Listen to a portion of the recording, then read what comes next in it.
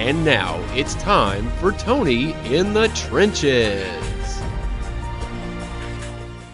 Hey Tony, it's that time of the year for me. I got to figure out what to do with my Social Security. Don't know if I should do it at 65 or 66. A lot of gray areas there.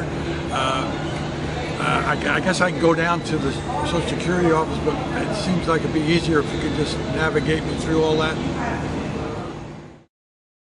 There's various arguments out there, if you will, about when to take it. In other words, well, if I take it now, I don't know if the government's going to be around. A bird in the hand's better than two in the bush. That's a good rule of thumb. Don't have any problem with that.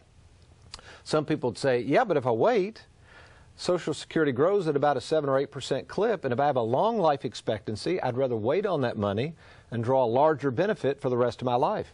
Very good argument. But what about the taxation of Social Security? That's where people forget about, and that's where a retirement specialist can actually help you have more money in your pocket as a result of how Social Security is going to be taxed. So I've got a graphic for the folks there. Let's throw this up and take a look at this. This is called provisional income calculation.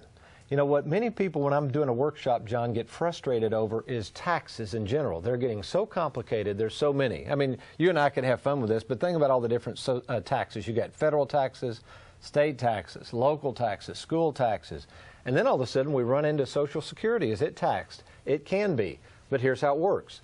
Notice on this graph, folks, it says your provisional income. That's what's going to be used to calculate if the income itself from Social Security is taxed.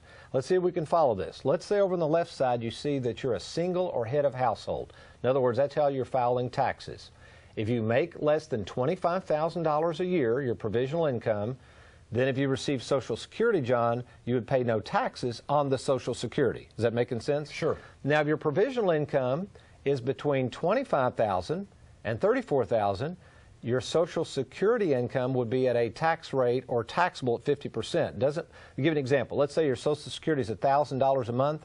You wouldn't pay $500 a month in taxes. What would happen is you'd have to take $500 a month, put it on your tax return, and if you're in a 20% tax bracket, there you'd owe $100.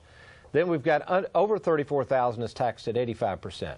Now let's say you're married filing jointly. They bump it up some, but it's the same provisional income.